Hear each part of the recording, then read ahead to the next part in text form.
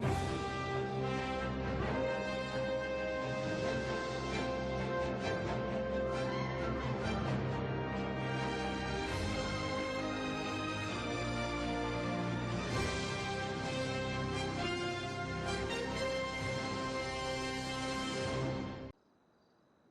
everybody, this is Chris Gray with Weazel News.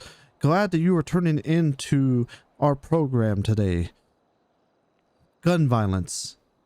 Los Santos. One thing that has been going on very much here in the city of Los Santos lately is gun violence and harm towards others. It's starting to become a serious issue with the crime here in Los Santos, where innocent people are getting shot and having to seek medical care. Tonight, I'm bringing you a special interview with one of the gentlemen here in Los Santos that everybody knows, Mr. Tony Santos, who at an incident that was supposed to be a business meeting turned wrong, where he was shot in the kneecaps. We are going to bring that interview to you now so you can hear the story of what happened to Tony Santos. Yeah.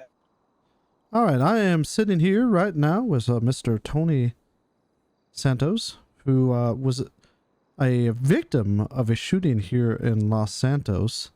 Tony, would you like to tell us a little bit about your situation and kind of what happened? Yeah, so, I guess I get started at the beginning. But my security guard sent me a message that he was at the Playboy Mansion and that somebody wanted to speak with me. Said the person's name was Miguel Speedy, and I was like, oh, man, the guy that works at Tequila Law. Yeah, well, what does he want to speak about? Said it was business, so as soon as I heard business, something that I'm interested in. So I was with Waco at the time, the lawyer here in Los Santos, and we went down there. We show up there, and there's some guy named Brian or something. He's talking about some pizzeria business that he's trying to open up, and Speedy was interested in what Paragon does, and I told him, we're investors and we like to help businesses, get up and running, or advertising. There's a couple of companies that we have that kind of help people out. And then, like, while we're talking, some guy comes out the bushes and tells me and Waco to get on our knees. So obviously, we get on our knees, put our hands behind our head, and then the whole thing changes. Like now they're asking us. So I didn't know who it was, so I was asking him who it was, and I think I agitated him because he says his name was Lenny Johnson, right? So then we were wondering, me and Waco were wondering, well, what's going on, why we're here. So they said that supposedly Paragon put out a hit on Lenny Johnson and that he almost died or something at a race. So me and Waco kind of chuckled and we're like, "Well, why would we put a hit on you?" Um, so he brings up a scenario, and like I don't know.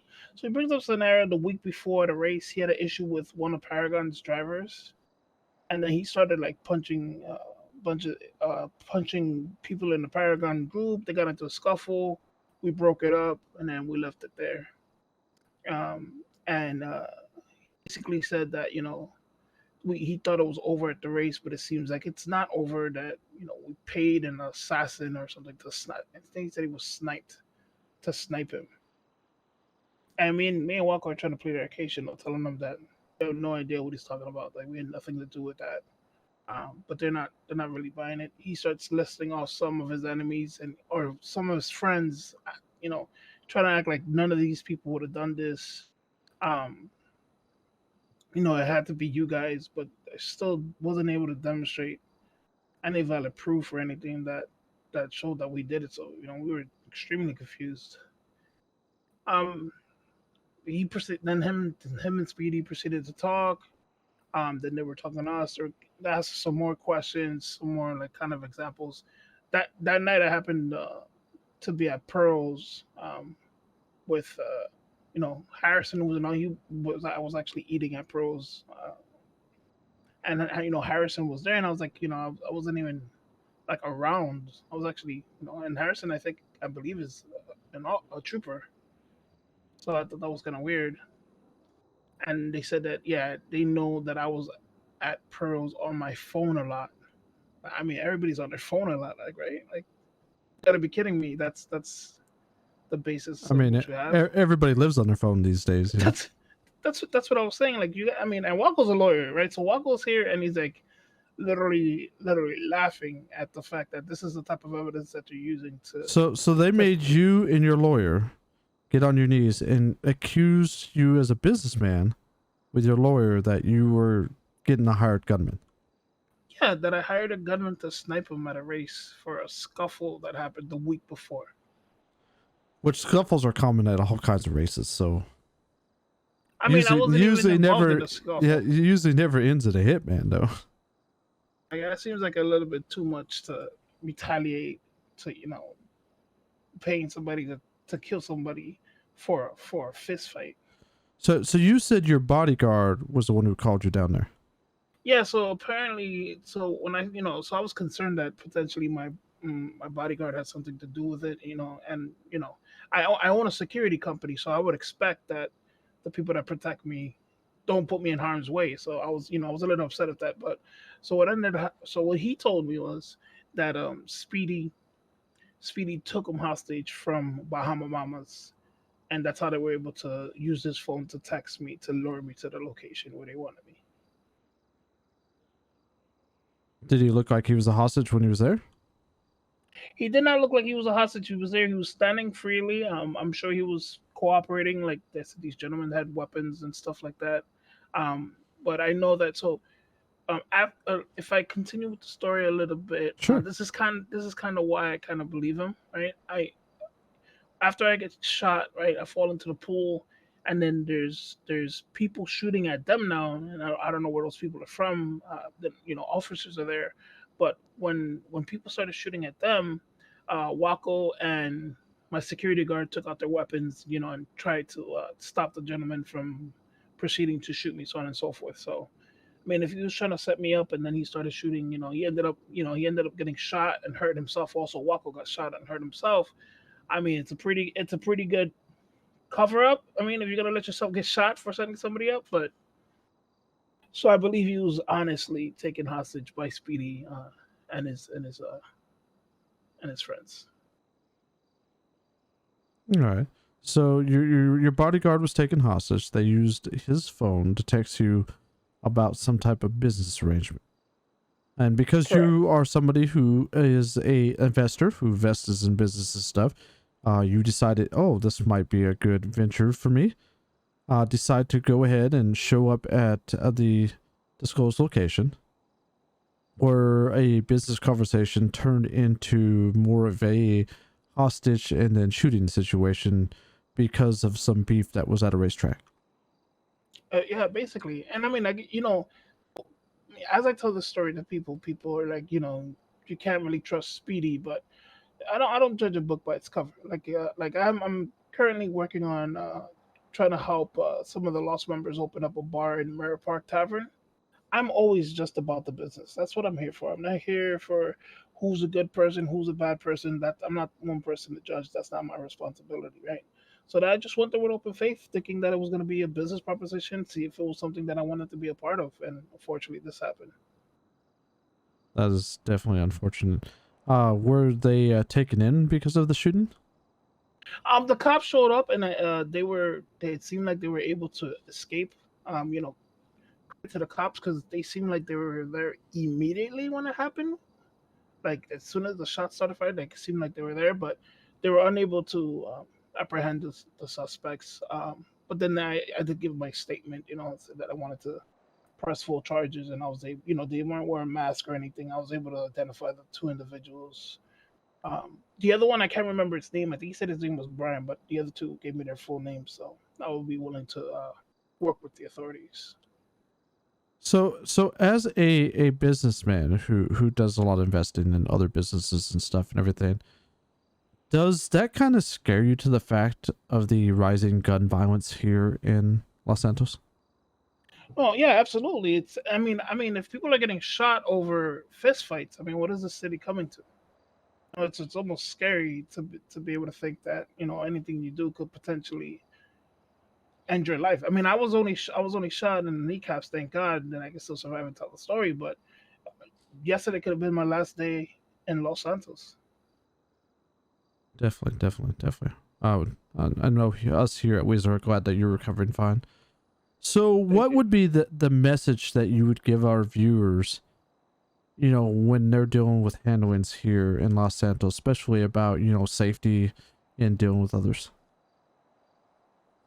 I just think that everybody needs to be careful. And then to be honest with you, I think a lot of this stuff like goes away. So so when they mentioned that he said that he was almost shot, they said that they spoke to the gunman, but I was checking to see if there was any like arrest or anything for the gunman that actually shot Lenny Johnson, and that didn't happen. So my question is, all right, you shot him, you caught him. What wasn't he charged? Like what's next? Like I'm hoping that these gentlemen get charged, right? So I also pleading to the cops to make sure that that they do whatever they can to bring these men to justice to try to prevent it from happening in the future, right? Because if a sniper is able to get away with a crime like that, then theoretically yesterday's crime is not as violent as a sniper shot, like they were saying. Do you think that the San Andreas State Troopers are on track to solving these cases and making sure that the violence here in Los Santos and San Andreas goes down? I mean, I have no issues with the troopers, right? So I don't even want to try to say that I don't believe that they're not doing their job or anything like that. That's that's not what I'm here for. But I do think that a lot of these cases go unsolved, and I don't know if it's because we're at a state where violence is just too strong, where it's so common, you can't apprehend everybody. But I mean, if that's the case, then that's even more worrying, Yeah, right? it's definitely more worrying if we're in a state where there's just so much violence that they just push it under the rug. Yeah, no, yeah, and I mean, and I understand like everybody's obviously trying to do the best that they can, but I mean, it's still something we need to be concerned about. Is there anything else you'd like to share to us about that event? No, I just wanted to give my side of things because I know that a lot of people, wouldn't come forward and talk about the stuff that happens, but I'm pretty sure this happens to other people, and I believe that they should come forward and shed light on some of these almost, terrorists that exist in the city, so that everybody's aware. Because, like, Speedy was walking around. It's funny because I hear him call himself a terrorist, and like I thought it was jokingly, but after what he did yesterday, I completely believe that he is a terrorist. So he's honestly walking around calling himself a terrorist, and that's like acceptable in the city. I think we need to change course. Something has to happen about that. Yeah, definitely. If you walk around and consider yourself a terrorist, and that doesn't bring people to their knees and bring worry to law enforcement to deal with such situations, it's definitely a concerning thing. Yeah. So I just wanted to get the story out. Like I just wanted, if I'm the first one that speaks that makes other brave people come out and speak, then so be it. I'm willing to take that sacrifice because I do love the city and I do want to continue to try to build it up by opening more businesses, so on and so forth. Well, definitely thank you. And uh yeah, for people here in Los Santos with all the gun violence and stuff, being able to hear Mr. Santos' story here to maybe show that this is happening to people, but we definitely need people to kind of rise up, make sure that these reports are going in to the state authorities to make sure that maybe we can try to curb the violence here in Los Santos. Agreed. So since I'm giving you the ability to do the interview, you are somebody who does own Paragon. That is correct. And you are somebody who's interested in helping people build their businesses and stuff and everything like that. Do you have a way for people to contact you if they're interested in opening up any kind of new businesses here in Los Santos? Yeah, I mean, my email's always open, or you can contact me. I have a very easy phone number. It starts at 7, ends at 765-4321. That's my phone number. Feel free to reach out. We're open to all type of suggestions.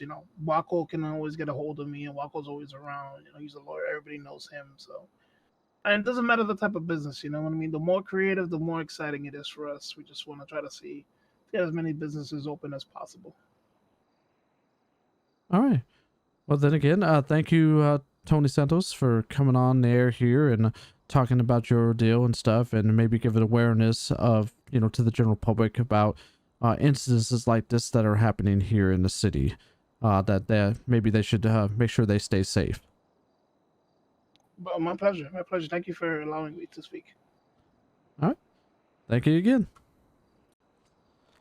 As you can see, it is an ordeal that can happen to anybody. It could be something that turns from being something friendly to something violent real quick. Los Santos definitely does have a violence issue going right now with shooting and stuff. How can we curve this? What can we do to make it better? I know one thing. If you are seeing an issue where you see people coveting their guns a little too much and wanting to go out and shoot, it might be a good idea to tip off the state police that you might be suspecting somebody of doing something wrong.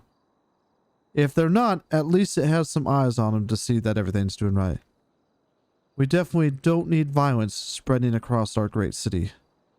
This should be a welcoming city for everybody to come, do business, enjoy, and live their life without the fear that they might be the next victim.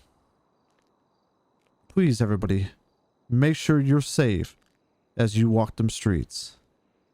This is Chris Gray with the Weazel News. Have a good day.